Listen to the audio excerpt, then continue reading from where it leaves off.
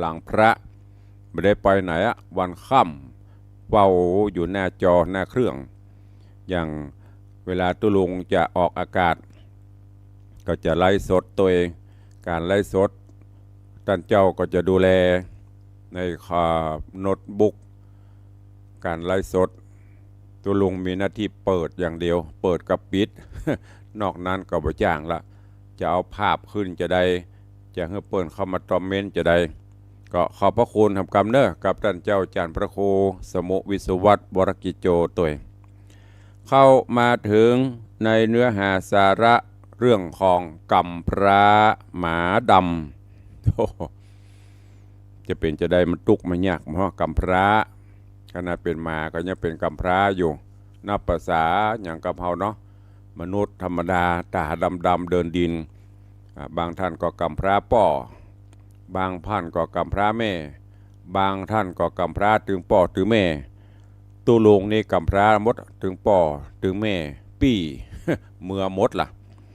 เป็นกำพร้าแต่ยังดีนะที่มีป่อมีแม่เป็นป่อออกแม่ออกศรัทธา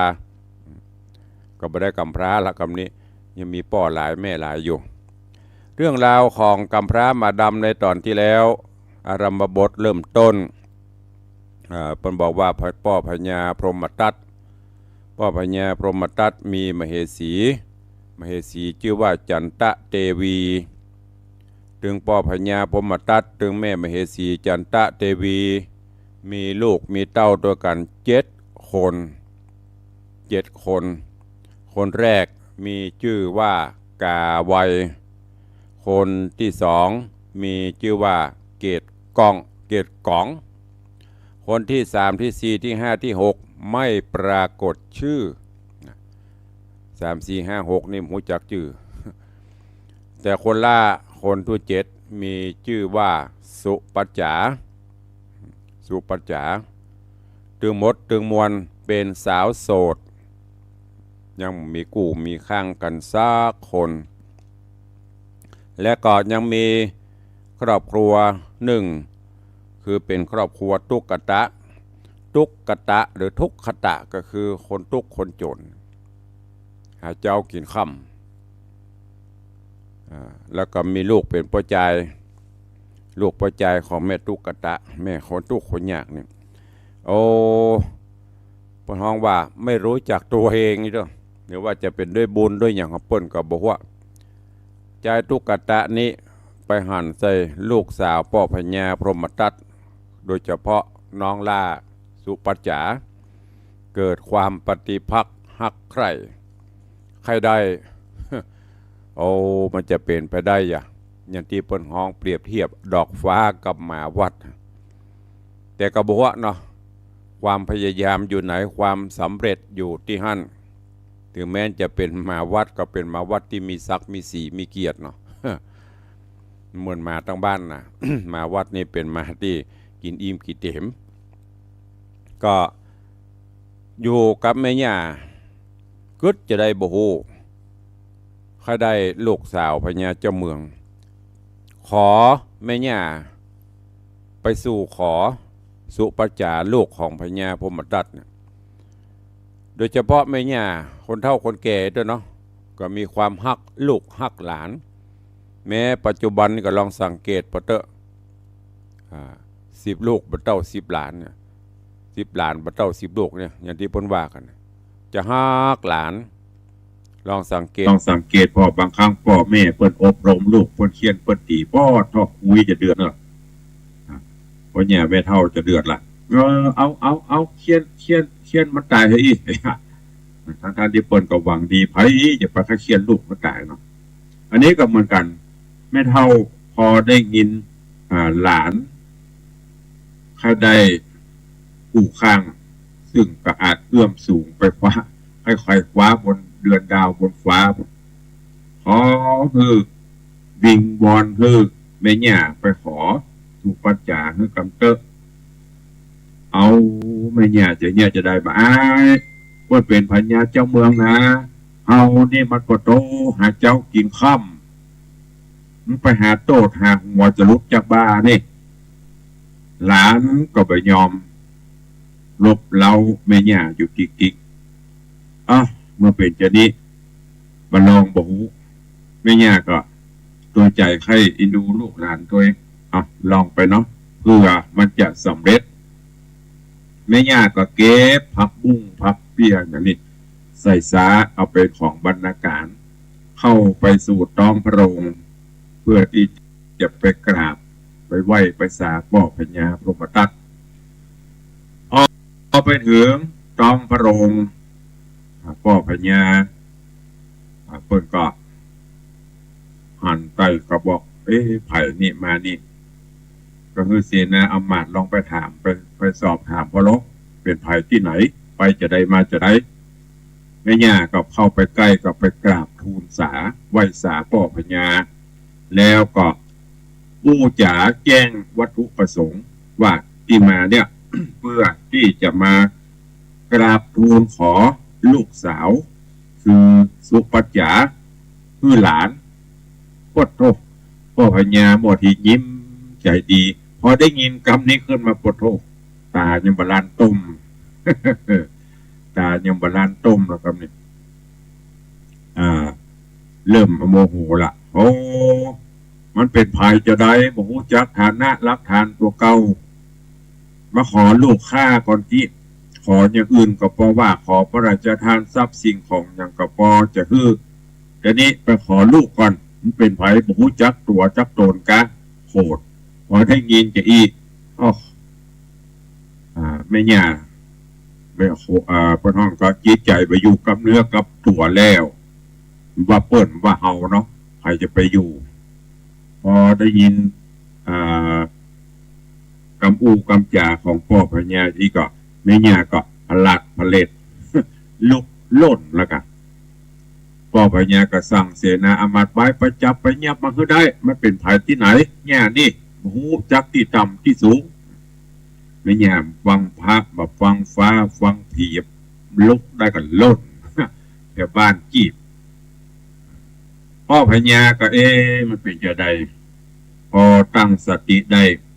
มันเป็นภัยนี่เสนาอมาตย์ถูลงไปพอลก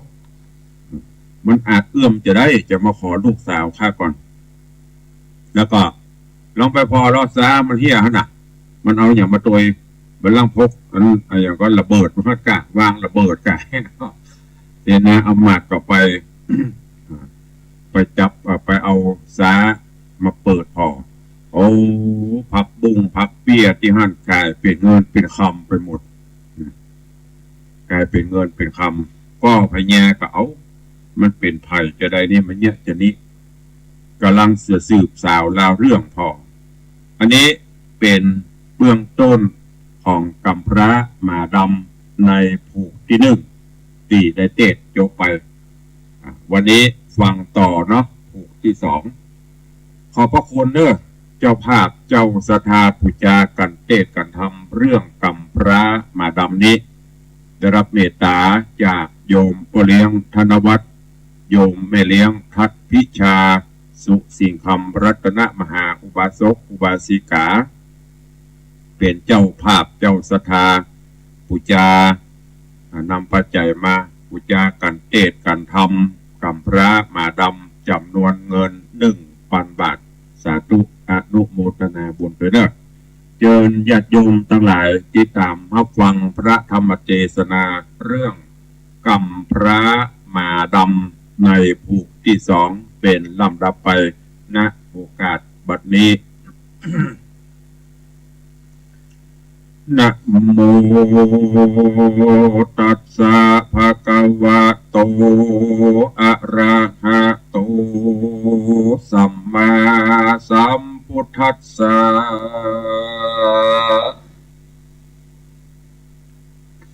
ลำดับธรรมเทศนากำพระมาดำผูกทวน2ปุนดิมองบนเบียงกำบิดเบียงปามา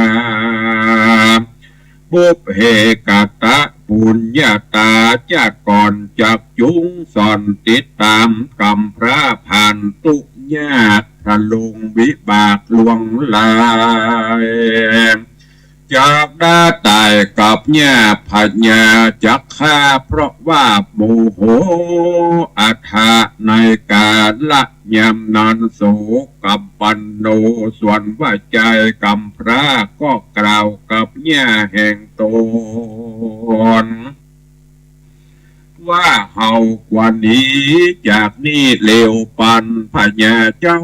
หันเฮาทุกยากเป็นเชื้อจากคนขอตานคนสาบมันไพร่น้อยเจ้าพญาป้อยดูแควนเฮากวยดูไปหน้าก่อนเตอะตั้งแต่นี้ไปนาเร็วบ่จ้าเฮาจักมีเข้าของวันดึงบ่อยาจะเละส่วนอันวาลา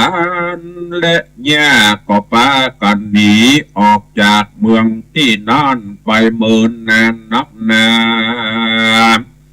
พรหมทัตราจาก็เรียกร้องมายังเสนาและอำมาตย์ไพร่ฟ้าราชมนตรีไปตัวหายังใจอนาถาและไอ้ยากาแม่เท่าอำมาเจ้าไปสะหาตีนายก็บ่หันตัดได้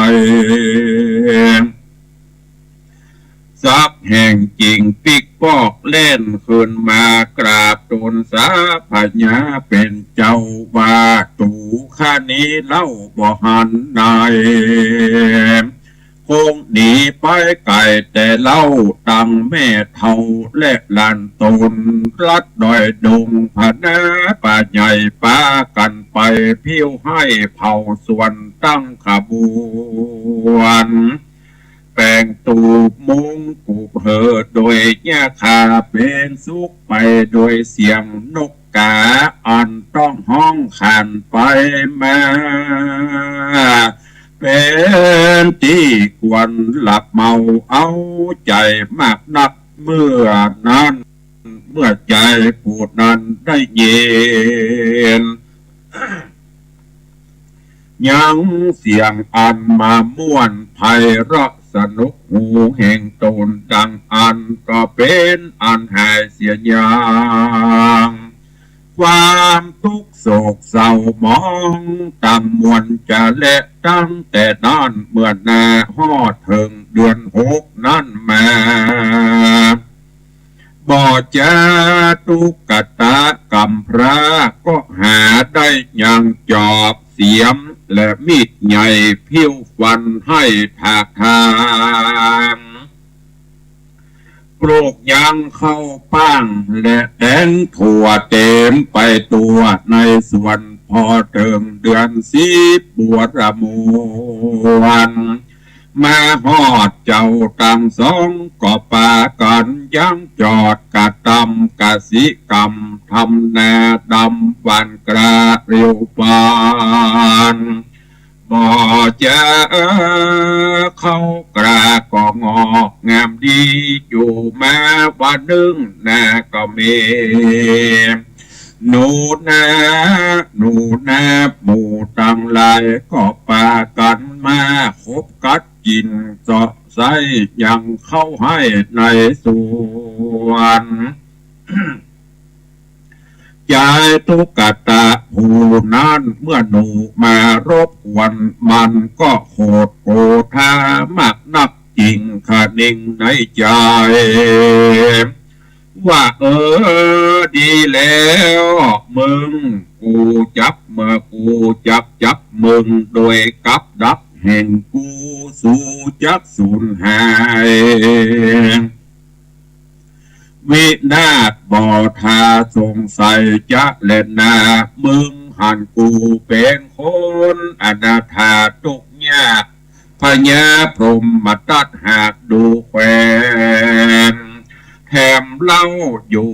มาปอเมินเต้าได้ใจทุกตะก็เอากลับไปดักไว้หนูถอยไล่ก็มาได้ถูกกับดักก็ชิบหายตายไปวันละเล็กละน้อยมุสิกาโล ลาจะยังพญาหนูเผือกตัวหนึ่งมันก็ปาเอาปริวารแห่งตนไปพระจนกินเข้าในให้แย่เท่าและลานเอโกมูสิกะมัจโจยังมีหนูตัวหนึ่งหากเป็นอามาตแห่งพญาหนูเผือกมันก็เสือกไปว่าพอเขาให้แห่งใจทุกตาผู้นั้นนาหันเข้าสาลีงามหนักหนามันก็ไปไว้สาพญาหนูเผือกอันเป็นเจ้าแห่งตนพญาหนูเผือกเมื่อได้ยินอำมาตย์หนูหากมาบอกจะนั่นนามันก็เร็วปันบอกคือเพื่อนหนูทั้งหลายจริงพร้อมใจหมายม้วนหมู่เข้าไปสู่ให้เป็นอาจีนเพื่อจับยินยังเขาให้ใจตุกตะนั้นคือเสียงอาทาโคในการละนั้นพญาหนูเผือกก็จะเลือกเดินไป ก็จะเลือกเดินไปก่อนหน้าหมู่ปริวารถ้าเดินตามหลังพญาหนูเผือกตัวนั้นก็ไปสาล่างถูกใส่กับดักแห่งใจทุกตะหากเอาดักไว้นี่พอได้พญาหนูเผือกนั้นไว้เนื้อนาหาจ้องจับออกตวงจริงบอดใดใจบอกขาดก็ยังข้อมือเดียวห้องครางเอียวเอียวเสียงจูดจูดเมื่อใจทุกตาลูกมาใจก็มาปบปะใส่พญาหนูถูกกับดักอยู่หันใจทุกตาผู้นั้นก็กล่าวซึ่งพญาหนูว่ากูปองข้าสูมาหลายเตื้อมึงบ่เชื่อกรรมกูเตี้ยงว่าสู่จักตายแน่ตั้งมาอยู่แต่หัวเตงมึงมาลักกินเข้าปั้งเข้าสาลีของกูโจรปอมดเสียงกูจักหือมวยเมียนมรณากูจักมัดกำกาเพื่อตายเสียเดี๋ยวนี้แหละนาโมสิกาลาจาอันว่าพญาหนูเผือกอันเป็นใหญ่แก่หนูทั้งหลายขอใจตุกตะภายโพดปอยกโทษโตสาขอขามาแล้วเราที่ได้ลักกินเข้ายังนาขอไว้จีวาคาคอยได้ละบริวารลูกน้อยไว้ปังหลังแม่นเจ้ากูจักวังจักไรใดสัมปติเครื่องใจอันใดโตข้าไทยก็จักบอกคือนายปอเอ็นดูหนูตั้งหลายอันเป็นปริวารแห่งข้าเที่ยงจักความนาสู่ตั้งตายโสกับปันโนอันว่าใจตุกตาพี่เจ้าได้ยินหนูเล่าบอกขี้ยาบอกมุสาไล่กำถอยกูจักปล่อยมึงไปกูบ่ประสงค์อันใดสักสิ่งสัมปติยิ่งเกินคำกูเตี้ยงว่าใครใดอย่างนางนาทายสุปัญญาอันเป็นธิดาแห่งปัญญาพรหมทัตราชามาเป็นจาญาเมียมิ่งขอเมืองจริงไปเอามา กูพาธานาใครใดยังนางหน้าไทยสุปัจจาเมื่อพญานูเผือกได้ยินยายตุกตะบอกกล่าวพญานันเล่าก็จุ่มหนุ่มมายังหนูเผาตั้งหลายได้ล้าน100,000 ตัวก็ปากันเอาหัวบุบุญสุนปืนปัทภีดันไปเป็นหูลีต่างในแผ่นดิน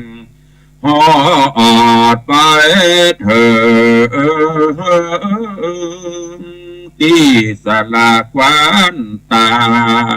ลแห่งพญาเจ้าพรหมทัตราชาพูนแล้วการฮอดเดือน12มาสอดแล้วดังอันเยจนาอันว่าคนตั้งหลายไม่มีพญาพรหมทัตราชาเป็นเก้ากับตั้งหมู่เจ้าราชมนตรีพร้อมด้วยราชเทวีอำมาตย์ปัจจานาราชตั้งหลายก็เสด็จยังใหญ่ไปสู่ยังแก้วกุศลาวานตานเพื่อภิกขาจารย์แก่เจ้าภิกขุสังฆเจ้าที่มาเป็นที่บาทเขาตึงวานพุทโธปะโมโคหากมีพระพุทธเจ้าเป็นประธานปฏิบัติดังนี้ถึงวันอยู่ใจใจคนตั้งหลาย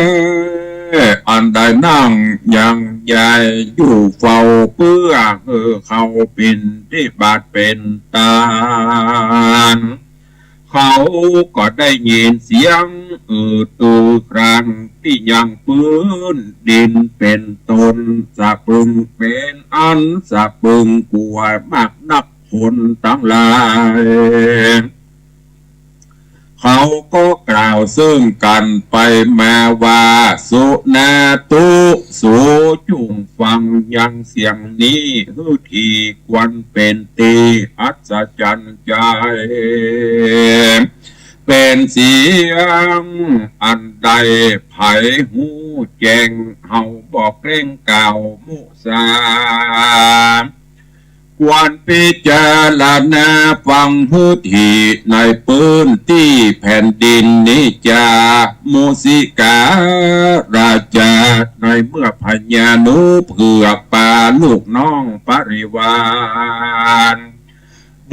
บุญไปในที่อยู่แห่งอากามเหสีเทวีแห่งสาลีพระยาพรหมทัตเจ้าแล้วหะก็กล่าวว่าตูข้าเป็นพญานุเผือกมานี้ก็เพื่อจะมาขอเอาอย่างนางสุปัจจาราชธิดาอันเป็นลูกสาวแห่งเจ้าพญาเหนือหัวนี้นาเพื่อไปเป็นอากะมเหสีเทวีแก่ใจตุกตะหากใจข้าบาทเข้ามาถ้าพ่อพญาบอกอนุญาตหน่อยนาฏสุปัจจาบ้านเมืองนี้นาก็จะพังพินาศไปใน7 วันบอกขาดสงสัยจะเล่นนาตั้งสุตวากันว่าพญาพรหมทัตราชาได้ยินพญานุเผือกยื่นกำขาดแก่โตก็มีใจเวบนฮอนไม่กลัวบ้านเมืองจักได้ล้มเปปังจริงเรียกหามายังน้อยนาคลูกสาวราชตึง7 องค์ดูราปิญญาบุตตากันว่าพญา หนูเผือกจักมาขอเลือกลูกสาวของปอคือเกใจน้อยหนอตุกตาปันเป็นจญาสู่จักมีใจพ่องจาหรือว่าบอกใครใดเอาเป็นผัวบอกกูพ่อและแม่ฮือแจงเด้อนานางตังหกก็แสงกล่าวแก่เจ้าพญาผู้เป็นพ่อและแม่ว่าตาตาอัมมะข้าแต่พ่อแม่เป็นเจ้าเอาพี่ว่าข้าฮือข้าหนอดเนาไปเป็นเมียตุกตะเปียค่อมเป็นผัวดังอันมรณังสยโยแม่นผู้ข้าเตียงว่าจะตายเสียดีกว่าเพราะตู่ข้านี้หากเป็นเชื้อชาตินราชาจ้อยว่าสมัญญาไพร่ราชตูข้าบ่อาจจักเอามาเป็นผัวเพราะมีตนตัวเปียคอมเตียนย่อมบ่เป็นวิสัยเป็นที่ละอายแก่ประจาราชจักบ่อาจเอาแต่และนาส่วนพญาตนพ่อก็กล่าวแก่ลูกตังหกนั้นว่าดูราสู่เจ้าบ่เอาใจตุกตาเปียก้อมมาเป็นผัวอันว่าบ้านเมืองแห่งเฮานี้เตี้ยงจักเถิงซึ่งอันวินาศชิบหายบ่สงสัยจะเล็ดนาแย้มนอนพญาตนพ่อก็เล่าลมสันใดก็ได้เขาตั้งหกนั้นก็อ้างว่าจักฆ่าตัวตายคือกายยังแฟนนะยังแควนผ่าเสดอยู่เป็นคนปูนกังปูนละได้ว่าปุณณาติวาเศษในวันลุนรุ่งเจ้าพระญาเจ้าพรหมตัดเจ้าพร้อมกับนอดเนามาเอสีจิงเรียกมาอย่างนารีลูกลาวาตาตาดูราสุปัจจาเจ้าแม่ปอเอ็นดูแก่เจ้าเมืองจำปาลูกฮับแม่มันดาจุงเอาใจตุกตะมาเป็นผัวแห่งเจ้าจุงฟังกำแม่เราแควนดีเจ้าจักมีขันตีมันเตี้ยงหูจักบายเบี่ยงเอาใจป่อหูแล้วแก่หอนละไทยพ่อแม่จะเอาบ้านเมืองเนตเราจักได้อยู่สุขเกษมเจ้าจุงเต็มใจสมสู่เอาเป็นผู้สามิกาพอเฮือโปนพญาแก่ประเทศชาติบ้านเมืองเฮานิดและเมื่อนั้นนานางน้อยนาคสุปัจจาได้ยินว่าจากแม่เจ้าจักเอาใจทุกตะนั้นเล่าคือเป็นผัวลูกจักยอมตัวเป็นข้าแก่ใจทุกตากรรมพระเปียก้อมเสียขาจะพูดสาเลี้ยงพอตามใจพ่อและแม่ต้องการพระสมปานลูกมาฮอดหากมาจอดตัวตันได้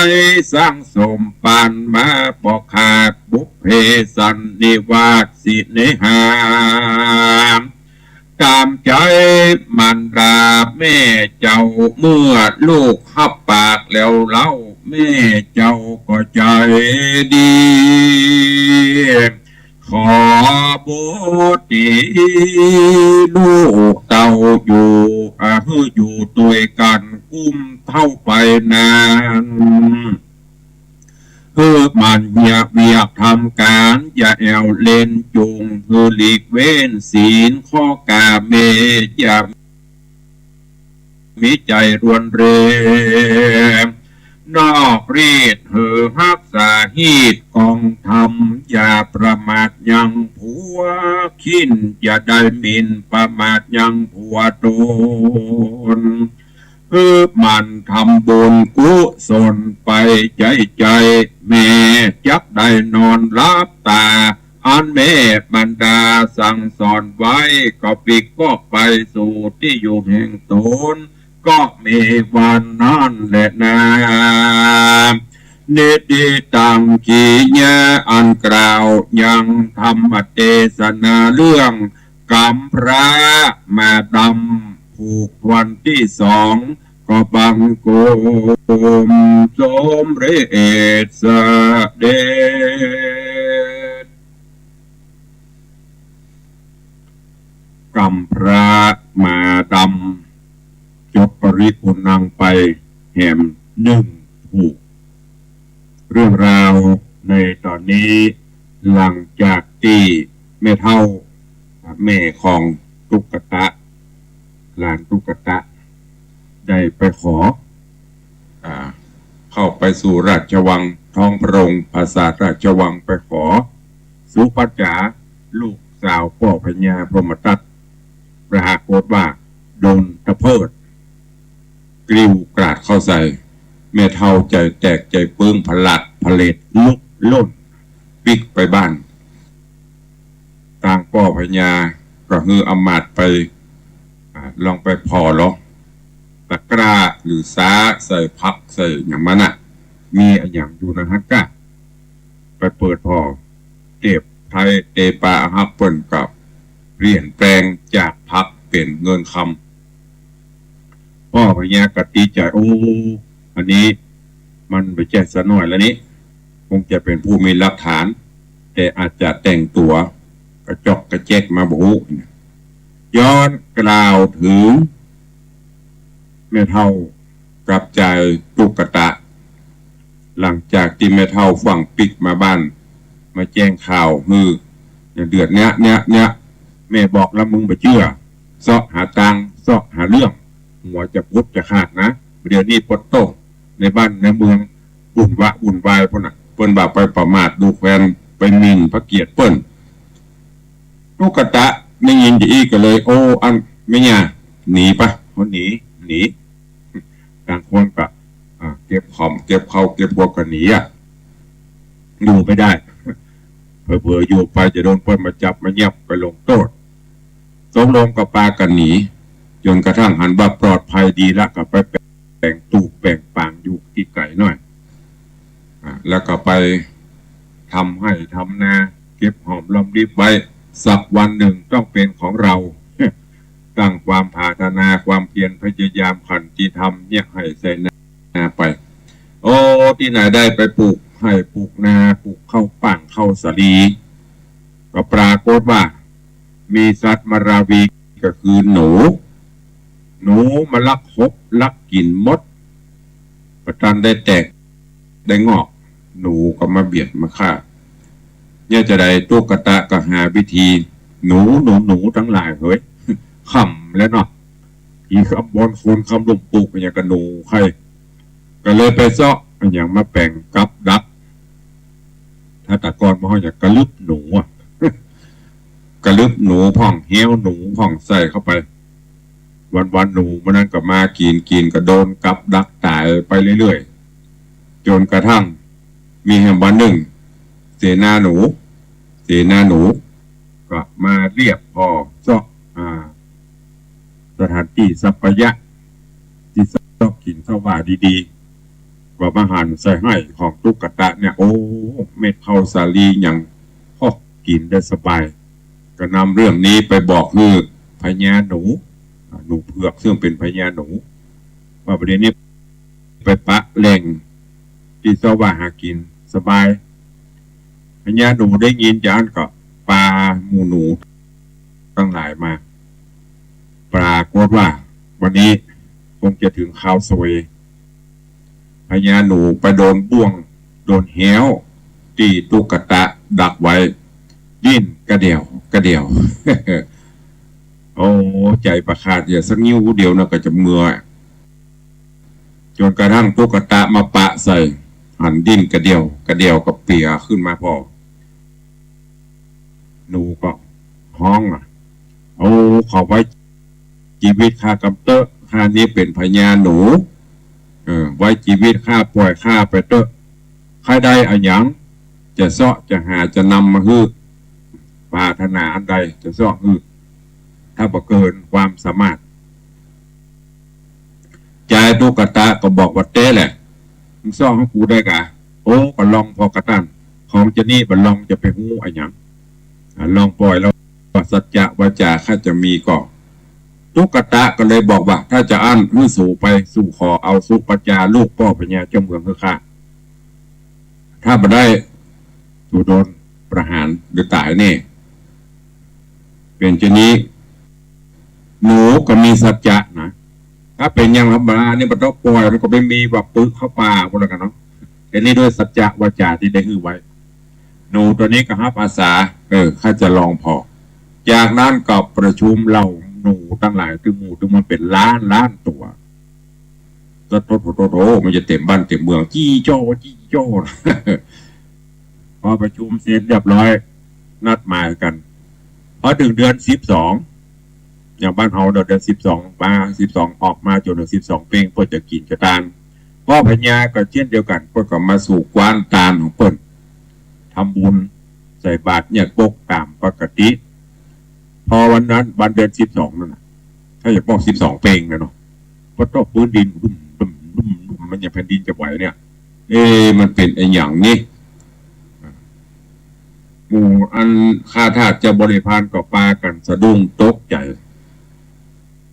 ยอดแล้วกันพญาหนูนี่กับปุ้นโพสเอาไปตีแม่พญาจันแม่มเหสีจันตะเทวีปุ้นไปเพียงยอหัวขึ้นตัดที่หันน่ะโอ้แม่พญาสะดุ้งหนูก็เลยบอกว่าหยุดฟังคำข้าในตอนนี้ใต้พื้นปัตตภีนี่นะหมู่ข้าทั้งหลายหนูทั้งนั้นเนอะพร้อมที่จะเอาเมืองถล่มละลุ่มลำเนี่ยแต่ว่ามีข้อแม้ถ้าฟังหรือว่าปฏิบัติตามข้าก็จะปิดบ้านเมืองจะอยู่สงบสุขแต่ขัดขืนบ่ปฏิบัติตามตายเนี่ยถล่มลงมาฝังตัวกันนี่หมดจากนั้นแม่พญาก็ถามเป็นอย่างต้องการยังพญาหนูก็บอกเรื่องราวต่างๆที่มาขอลูกนะสุปัจจาเนี่ยโอ้ความนี้ใหญ่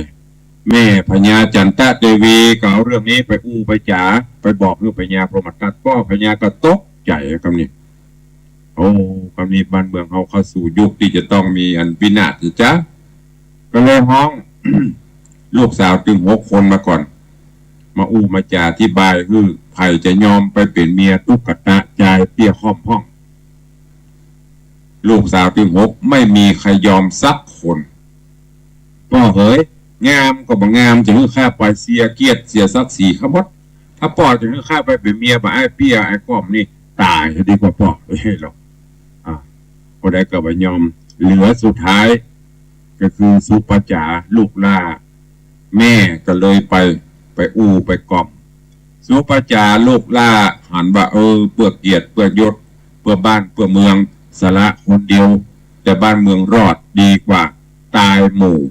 ก็เลยรับกรรมของแม่พญาที่จะยอมทุกข์ยอมยากไปเป็นเมียของตุ๊กตาเรื่องราวของกรรมพระมาดำจะเป็นจะใด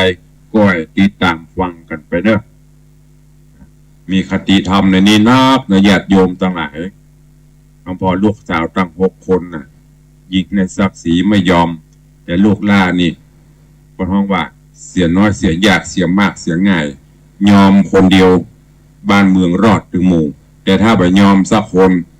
วินาศสันตโรถึงหมดก็ให้ติดตามฟังกันไปเด้อเรื่องราวของกรรมพระมาดำนิยายธรรมที่มีสาระจะเป็นจะใดก็ติดตามพังผูก3ผูก4ผูก5ผูก6ไปวันนี้ก็คงวางไว้เก้าอี้ก่อนเนาะเหลือเวลาแถมน้อยจะได้ตักตายพบปะกับญาติโยมศรัทธานาบุญทั้งหลายด้วยก็ วันนี้ทางหน้าจอ Facebook ไลฟ์ก็ไลฟ์ทางบ้านนี่จะไลฟ์หมดเนาะขออนุญาตเนาะตักทายครูบาอาจารย์ญาติโยมศรัทธาทางหน้าจอ Facebook ไลฟ์ก่อนแล้วก็เดี๋ยวก็จะไปทางบ้านทางจองเนาะเจริญพรเนอะโยมปีชิดชบากราบไหว้สาเจ้าสาธุเนาะพี่เนอะแต่ว่าเพื่อนเอาอย่างมันลง Facebook หล่อก็เต่งกันไปเล่น สาธุเนอะเจริญพรโยมสมศรีโยมสมศรีพรหมเมืองเนอะกราบสาธุเจ้าสาธุเจริญพรเจริญพรโยมเป็นอย่างนี้ภาษาอังกฤษติดตุลุงจะอ่านประคัดให้มาลีแม่นะกันเนาะโยมมาลีกราบสาธุเจ้าฟังอยู่นะเจ้าสาธุเจริญพรเจริญพรโยมสรินทิพย์บุญเลิศกราบไปสาเจ้าสาธุเจริญพรโยมพินันล่าพินันจรันปิยจันทร์อาสลมดอยซิวเนอะเจริญพรยายเพลินยายเอ้ยดอยซิวสาธุเจริญพรเจริญพรพินันอิสมเตปินพิทาจารย์อิสมเจ็ดสีพินันบอกว่ามาแล้วกัมพรามาดำ มันมาประสอบล่าหลายวันเนาะมันเดินมาวันนี้ปะกันตามเดิมเจริญพรโยมปีอัญชลีคำกิติสาธุเจ้าเจริญพรเนอะ เจริญพรโยมแม่จันดีวิสุทธินันท์กราบไหว้สาเจ้าดำประคูสาธุเจริญพรนะแม่เนอะเจริญพรยายเพลินเพื่อนเกษตรกราบไหว้สาเจ้าสาธุเจริญพรโยม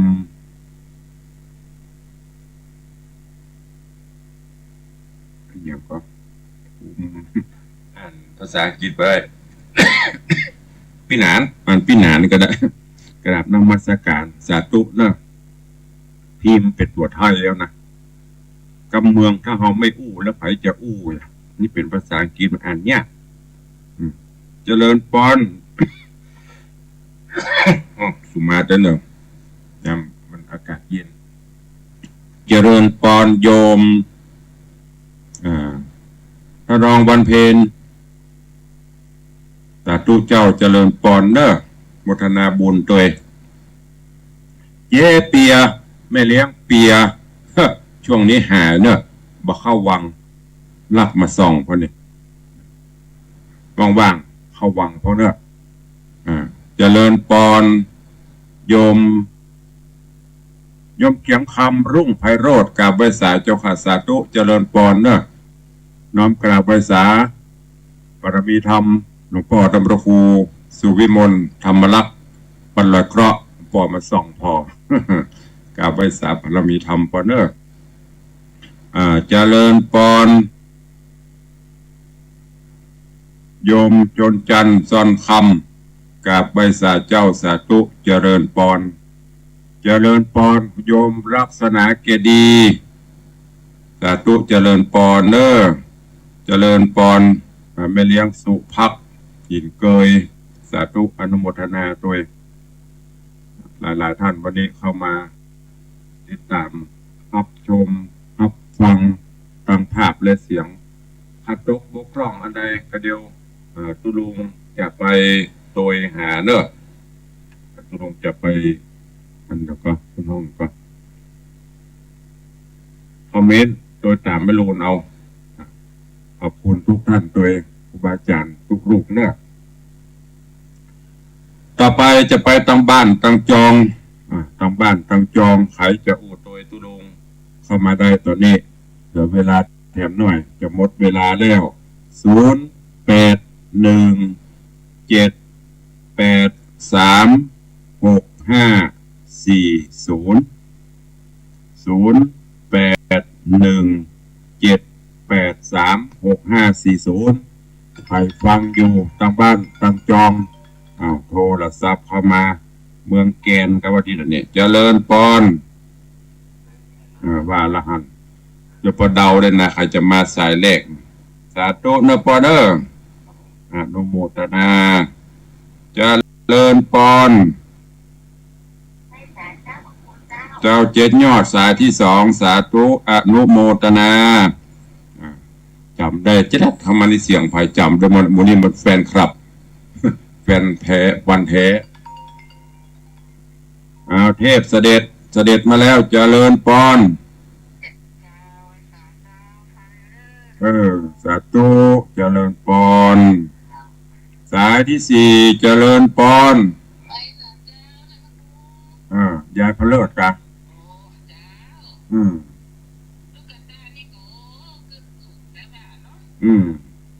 ความพยายามอยู่ไหนความสำเร็จอยู่ที่นั่น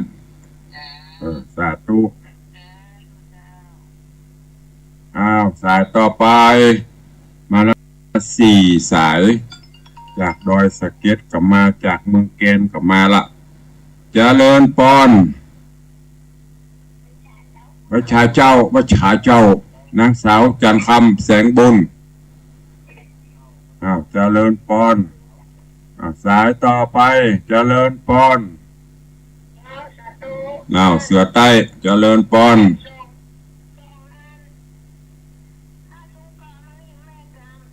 มาเอาคนเดียวเอาของมาแลกเอาคนเดียวกระหอมแล้วกระหอมนะเจ้าของมาแลกอัมติ่งของพิเศษเนอะแต่ประเดี๋ยวถ้าแม่บ้างก็ขึ้นมาเอากะบัดทรงวะบ้างไม่ได้ก็เอาตุมิเนี่ยสาธุน้องแม่เด้อจะเลินปอนจะแม่ปราณีพยัคฆ์ไข่หพลหนองแก่นสันป่าตองใครจะอู้ตัวแหมเข้ามาเด้อ0817836540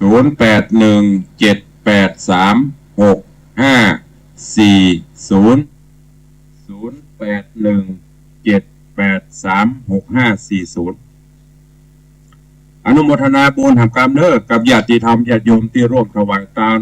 จตุปัจจัยต้นเงินต้นละ999 บาท